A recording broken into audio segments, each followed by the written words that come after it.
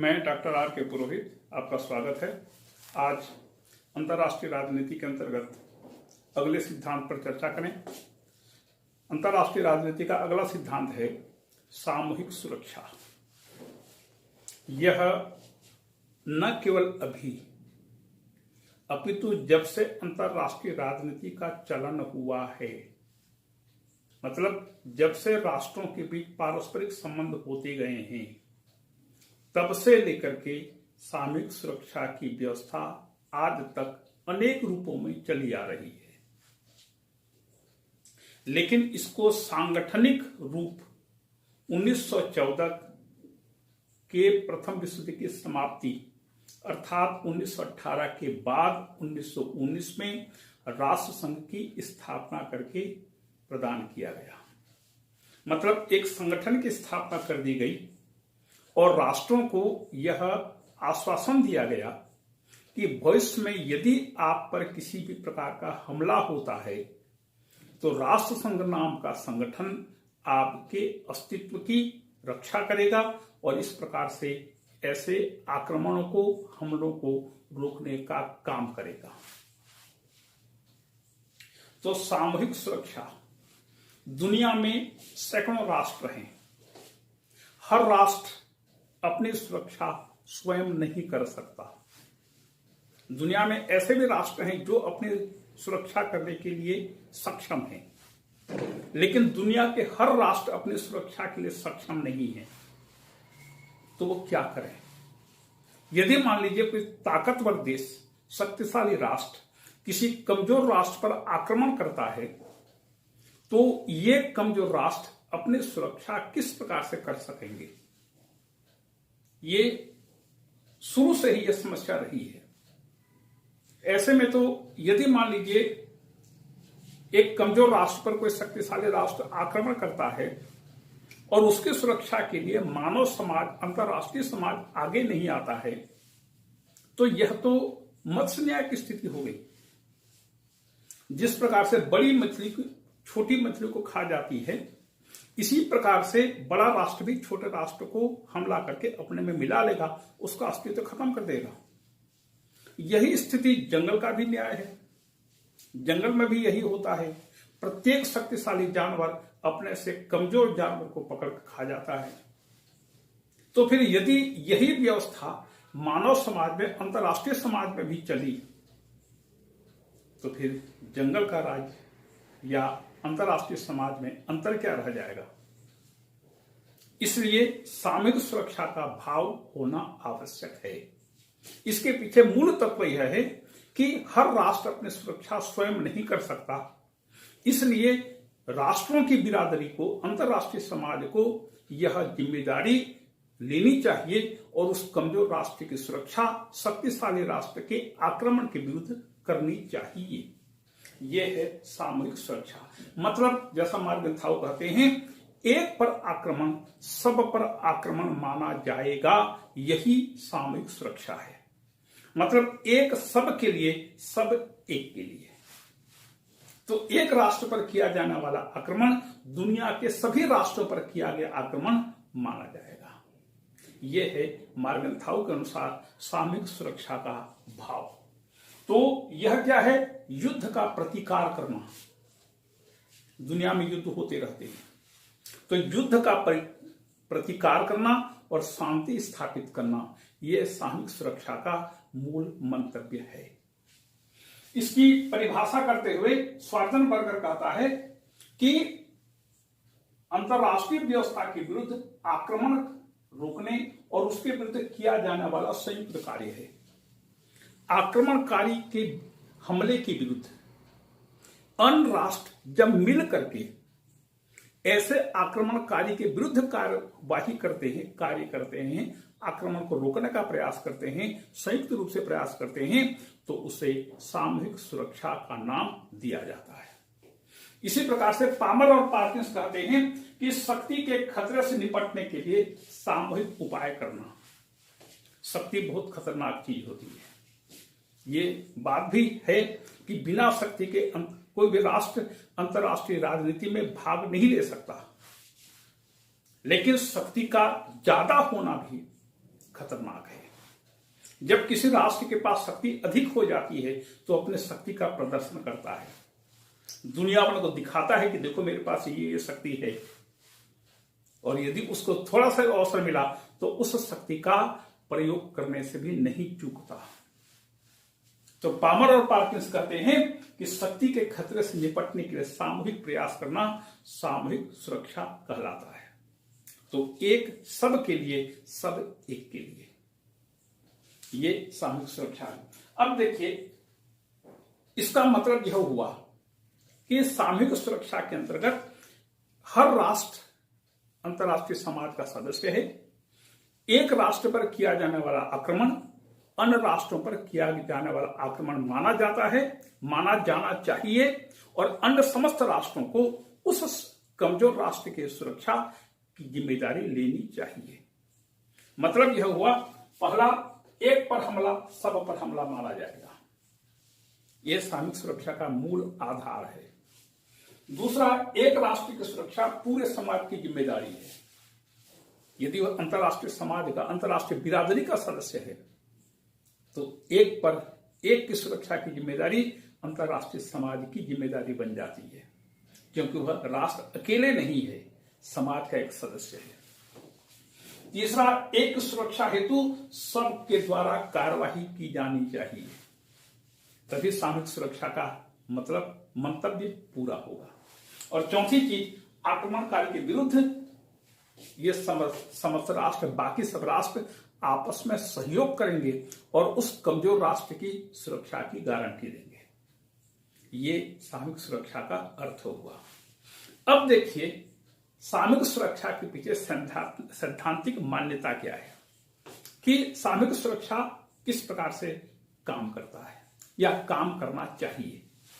तो आर्गेन्स्की कहता है कि सबसे पहली बात है, एक मत से आक्रमण की पहचान होनी चाहिए और आवश्यक कदम उठाया जाना चाहिए।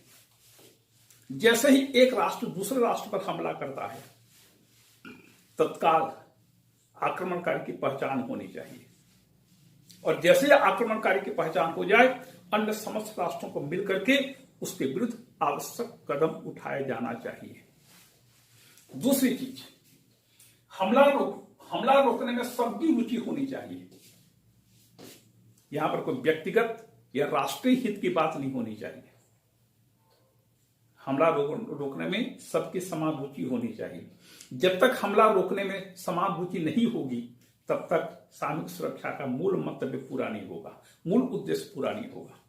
और जब एक राष्ट्र सामूहिक रूप से एक राष्ट्र जब अंतर्राष्ट्रीय समाज का सदस्य है, तो उसको अपने निजी राष्ट्रीय हितों के लाभ हानि के बारे में सोचना नहीं चाहिए, क्योंकि वह अंतर्राष्ट्रीय समाज का सदस्य है। तीसरी चीज, हम आक्रमण का प्रतिकार करने में सबकी रुचि होनी चाहिए।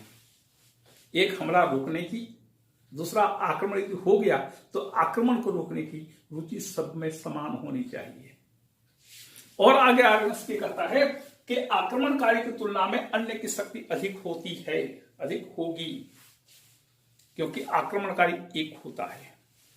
उस एक की शक्ति अन्य समस्त राष्ट्र यदि मिल जाते हैं तो उन समस्त राष्ट्रों की शक्ति आक्रमणकारी की तुलना में अधिक होगी। और पांचवी बात, जब आक्रमणकारी यह जान लेगा कि अन्य समस्त राष्ट्र इसके विरुद्ध हैं, इस प्रकार के आक्रमण के विरुद्ध हैं, और यदि वह सब संयुक्त हो जाएंगे तो यह अकेला आक्रमणकारी उनका सामना नहीं कर पाएगा। तो वो जानने के बाद आक्रमण नहीं करेगा, और यदि आक्रमण कर भी दिया तो उसको आक्रमण तत्काल रोकना पड़ेगा।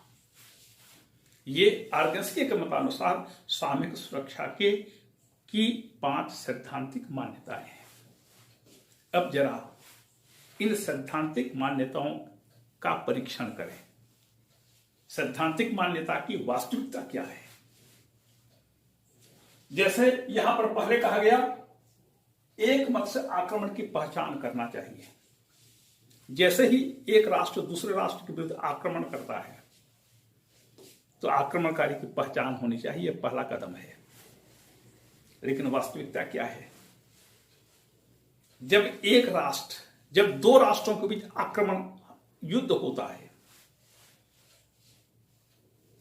तब दुनिया वालों को पता चलता है आक्रमणकारी कौन है, इसको स्पष्ट करना संभव नहीं होता।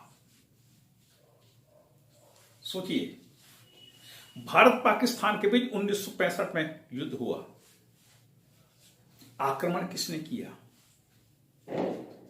भारत ने या पाकिस्तान ने? 1971 में भारत पाकिस्तान के बीच युद्ध हुआ, पहला हमला किसने किया, भारत ने या पाकिस्तान ने?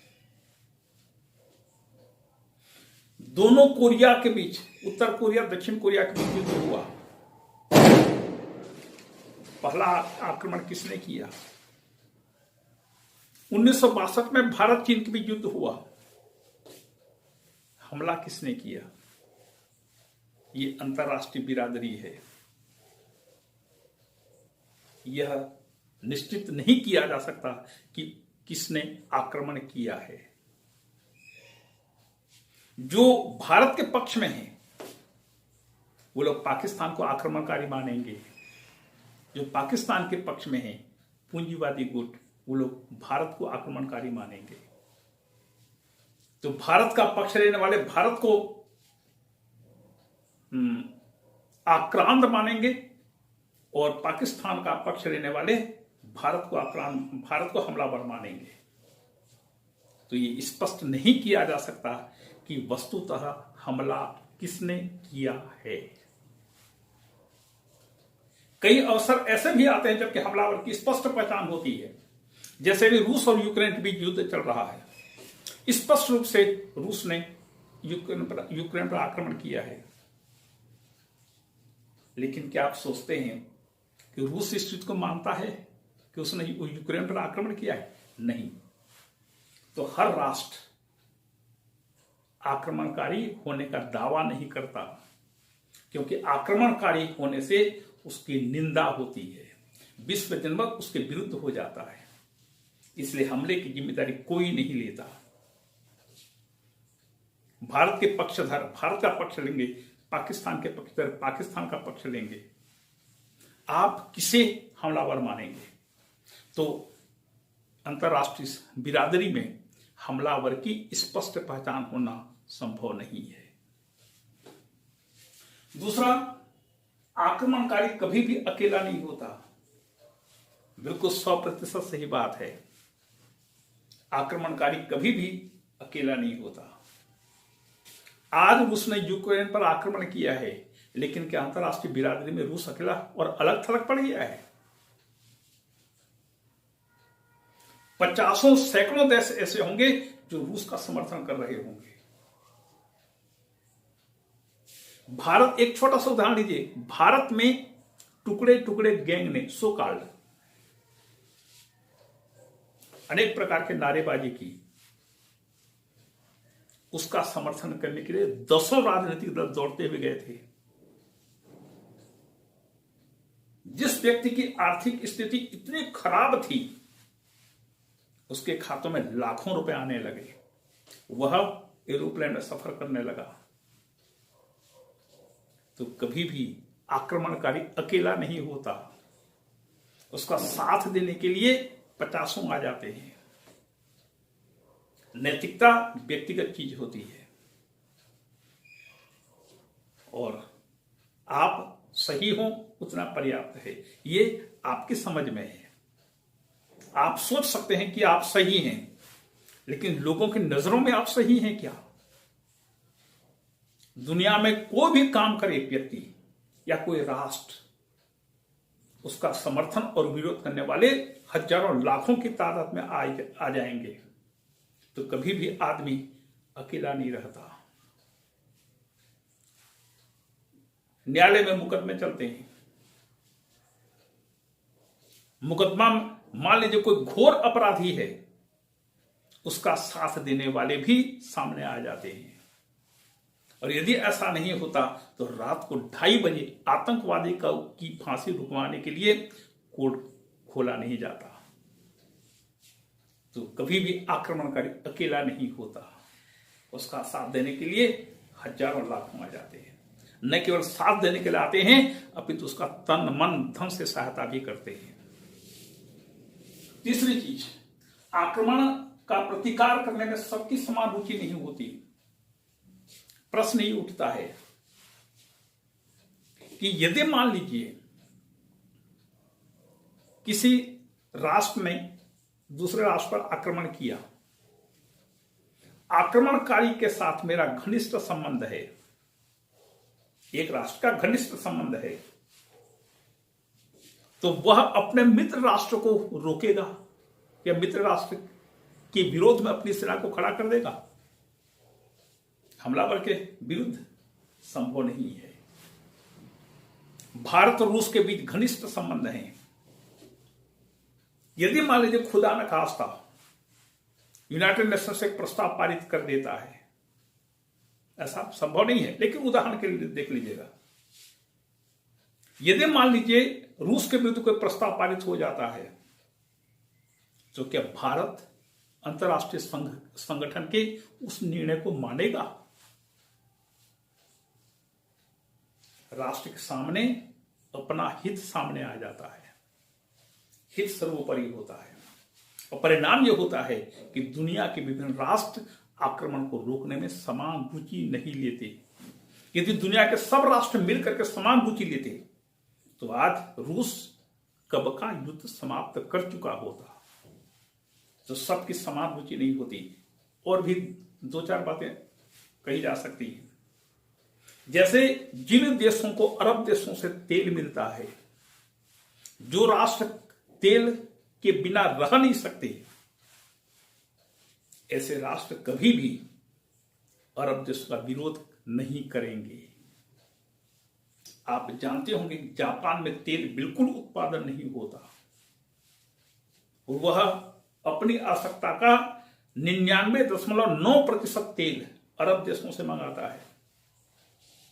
तो वह कभी भी किसी भी मामले में अरब देशों का विरोध नहीं करता, क्योंकि उसको अरब देशों से तेल मिलता है और तेल प्राप्त करना है। तो जो राष्ट्र दूसरे राष्ट्र के साथ आर्थिक और अन्य दृष्टि से संबंधित हैं, ऐसे राष्ट्र कभी भी आक्रमण का प्रतिकार करने के बारे में नहीं सोचेंगे, रुचि नहीं लेंगे। चौथी चीज, अन्य की सामूहिक शक्ति अधिक होना आवश्यक नहीं। एक चीज और बताऊं, यदि मान लीजिए भारत ने भूटान पर आक्रमण किया या भारत ने नेपाल पर आक्रमण किया, श्रीलंका पर आक्रमण किया, तो दुनिया के सब राष्ट्र श्रीलंका, नेपाल या भूटान का पक्ष लेंगे। अब अमेरिका को क्या करना है? भारत ने यदि भूटान पर या नेपाल पर आक्रमण कर भी दिया तो किसी का कोई इंटरेस्ट है? कोई इंटरेस्ट नहीं। तो सबकी सहानुभूति कैसे हो सकती है? और इसी प्रकार से अन्य की सामूहिक शक्ति अधिक होना आवश्यक नहीं। यदि मान लीजिए संयुक्त राज्य अमेरिका किसी राष्ट्र पर आक्रमण कर देता है, जैसे आज रूस यूक्रेन पर आक्रमण कर दिया है, तो क्या दुनिया के सब राष्ट्र मिलकर के भी अमेरिका का विरोध कर सकते हैं? क्योंकि अमेरिका की शक्ति पूरी दुनिया की शक्ति से ज्यादा है। यह माना जाता है कि अमेरिका की शक्ति दुनिया की किसी भी शक्तियों को मिला लीजिए, यदि 20 न सही तो 19 तो जरूर पड़ेगा। उसकी इतनी ताकत बढ़ चुकी है, तो अमेरिका के विरोध करने की हिम्मत कौन करेगा? तो आर्गेंसी का यह कहना कि यदि आक्रमणकारी के विरुद्ध सब राष्ट्र संयुक्त हो जाए तो इन सब की संयुक्त शक्ति आक्रमणकारी को पीछे हटने के लिए बाध्य कर देगी, या आक्रमणकारी से इन सब की संयुक्त शक्ति ज्यादा होगी, कहना पूरी तरह से गलत हो जाता है।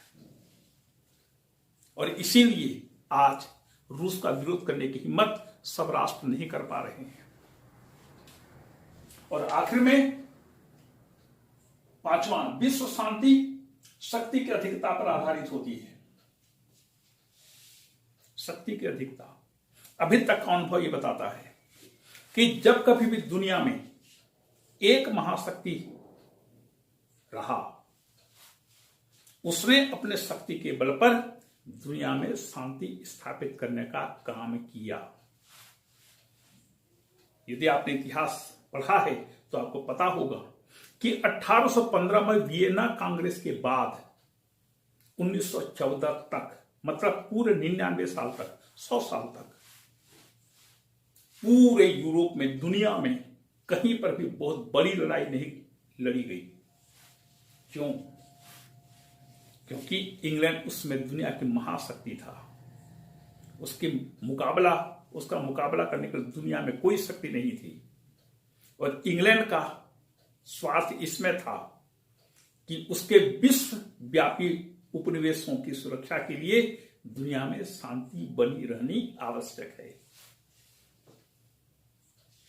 और इसीलिए दुनिया में शांति बनी रही है। आज अमेरिका के पास यही शक्ति है, क्योंकि सोवियत संघ टक्कर देने वाला नहीं रहा। रूस के पास तो अपनी खुद की समस्याएं बहुत ज्यादा हैं। चीन है, थोड़ा सा उठापटक कर रहा है, लेकिन फिर भी अमेरिका की शक्ति को टाला नहीं जा सकता। और इसीलिए आज दुनिया में भले छिटपुट युद्ध हो रहे हैं, लेकिन बड़ा युद्ध नहीं हो पा रहा है। तो शक्ति का प्रतिकार करने के लिए दुनिया के देशों का एकजुट होना आवश्यक है, लेकिन व्यवहार में ऐसा नहीं हो पाता। और द्वितीय विश्व युद्ध के बाद पूरा समीकरण बदल चुका है। द्वितीय विश्व युद्ध के पहले, प्रथम विश्व युद्ध के पहले महाशक्तियां अलग अलग थी। महाशक्तियां सबसे ऊपर में इंग्लैंड तो था ही, और बाकी छोटी छोटी शक्तियां खूब थी। द्वितीय विश्व युद्ध के बाद परमाणुविक जमाने में आज शक्ति का केंद्र बदल गया है। पूरी व्यवस्था ही आमूलचूल परिवर्तित हो गई है। लेकिन फिर भी सामूहिक सुरक्षा तो आवश्यक है। जब तक राष्ट्र सहमत नहीं होंगे, आप राष्ट्र की सुरक्षा कैसे करेंगे? और छठवीं बात, एकजुट होकर प्रतिकार करना। एकजुट होकर प्रतिकार करना, राष्ट्रहित इसकी अनुमति नहीं देता। जब कोई भी राष्ट्र अंतर्राष्ट्रीय समाज का सदस्य बने चाहे न बने, प्रत्येक राष्ट्र के सामने सबसे पहले उसका राष्ट्रहित होता है, और राष्ट्रहित की पूर्ति के लिए वह विदेश नीति का निर्धारण और संचालन करता है। उसके लिए सबसे पहले अपना राष्ट्र है। दुनिया चाहे कहीं भी जाए, चाहे कहीं भी कुछ भी हो जाए। यदि अमेरिका जैसे महाशक्ति को अपने राष्ट्र की चिंता नहीं होती, तो जापान में परमाणु बम नहीं गिराता। यदि अमेरिका को अपने राष्ट्रहित की चिंता नहीं होती, तो वह दुनिया में अंतर्राष्ट्रीय राजनीति में नेतृत्व करने सामने नहीं आता। तो अंतर्राष्ट्रीय समाज में सामूहिक सुरक्षा पहले या विदेश नीति? सामूहिक सुरक्षा पहले या राष्ट्रहित पहले? तो एक स्वर से सब राष्ट्र इस चीज को स्वीकार करेंगे कि उनके लिए सबसे प्रमुख राष्ट्रहित है, उसकी अपनी विदेश नीति है, और सामूहिक सुरक्षा फिर किनारे चला जाता है। तो ऐसे में दुनिया चलेगी तो चलेगी कैसे? क्यों? चल तो रही है, न केवल चल रही है, फिर दौड़ भी रही है। छिटपुट घटनाएं ये सब होती रहती हैं। तो ये जो सैद्धांतिक मान्यताएं हैं, जिसका प्रतिपादन आर्गेन्स्की ने किया है, आलोचना में पूरी एक करके व्यावहारिक दृष्टि से ये सब खंडित हो जाती है। एक चित्र के माध्यम से सामूहिक सुरक्षा के आदर्श और वास्तविक रूप को, व्यावहारिक रूप को दर्शाया जा सकता है। देख लीजिएगा, ये सामूहिक सुरक्षा, इसके दो रूप, आदर्श रूप, व्यावहारिक रूप। इसका आदर्श रूप क्या है? आदर्श रूप यह है कि दुनिया में सी से लेकर जे तक राष्ट्रों की संख्या है। ए से लेकर के जे तक, A B C D E F G H I J. उदाहरण के लिए 10 राष्ट्र हैं दुनिया में। मान लीजिए ए ने बी पर आक्रमण किया, ए ने बी पर आक्रमण किया, तो बी का साथ देने के लिए सी से लेकर के जे तक जितने भी राष्ट्र हैं सब आ जाएंगे और ये सब मिल करके ए का प्रतिकार करेंगे। ये आदर्श स्थिति है सामूहिक सुरक्षा की। लेकिन इसका व्यावहारिक और वास्तविक स्वरूप क्या है? स्वरूप यह है कि जब कभी भी ए बी पर आक्रमण करता है तो इन 10 राष्ट्रों के समूह में सी डी ई ये न्यूट्रल हो जाते हैं, तटस्थता की नीति अपना लेते हैं। हमको तुम्हारे युद्ध से कोई मतलब नहीं है, हम अलग थलग रहेंगे। देखा सामूहिक सुरक्षा के विरुद्ध आचरण। सी डी ई ये 3 राष्ट्र अलग हो जाते हैं, न्यूट्रल हो जाते हैं। और एफ जी एच ए का साथ देने के लिए सामने आ जाते हैं और बाकी बचे 2 ये बी के पक्ष में सामने आ जाते हैं। ये उसका व्यावहारिक रूप है। दुनिया के किसी भी युद्ध को देख लीजिएगा, यही होता है। जब कभी भी 2 राष्ट्रों के बीच युद्ध छिड़ता है तो हर राष्ट्र अपनी स्थिति स्पष्ट करता है कि इस युद्ध में उसकी भूमिका क्या होगी। ए का पक्ष लेता है या बी का, या वह अपने तटस्थता की नीति की घोषणा करता है। स्थायी तटस्थता और युद्धकालीन तटस्थता अलग अलग है। जैसे स्विट्जरलैंड, उसकी विदेश नीति तटस्थता की है। स्थायी तटस्थता, उसको दुनियादारी से कोई मतलब नहीं है। दुनिया के देशों से वह आर्थिक व्यापारिक संबंध रखता है, राजनयिक संबंध नहीं रखता, जैसा अमेरिका 1941 के पहले या 1945 के पहले था। ये उस जमाने की बात है। ये स्थायी तटस्थता हुई। दूसरा युद्धकालीन तटस्थता। जब 2 राष्ट्र आपस में युद्ध करते हैं तो दुनिया के विभिन्न राष्ट्र अपनी स्थिति स्पष्ट करते हैं कि हम ए के साथ हैं अथवा बी के साथ हैं या तटस्थ हैं। यदि तटस्थ हैं तो आपको इन दोनों के युद्ध से कोई लेना देना नहीं। आप अपने ढंग से काम करिए, आपके जहाजों को भी कोई नहीं रोकेगा। दोनों पक्ष आपके जहाजों को भी टच नहीं करेंगे। यहां पर भी सामूहिक सुरक्षा में तटस्थता की अपेक्षा नहीं की जाती है। यहां पर एक सब के लिए और सब एक के लिए। एक पर किया गया आक्रमण अन्य राष्ट्रों पर किया गया आक्रमण माना जाएगा और तब जाकर के सामूहिक सुरक्षा का लक्ष्य पूरा होगा। तो इसका आदर्श रूप अलग है, व्यावहारिक रूप अलग है। दुनिया में सैकड़ों लड़ाइयां हो चुकी हैं। प्रत्येक युद्ध में समर्थक राष्ट्र भी होते हैं, विरोधी राष्ट्र भी होते हैं, और कुछ ऐसे राष्ट्र भी होते हैं जो तटस्थता की नीति अपनाते हैं। ये इसका व्यावहारिक रूप है। इसके आगे की चर्चा अगले व्याख्यान में होगी। आपको धन्यवाद।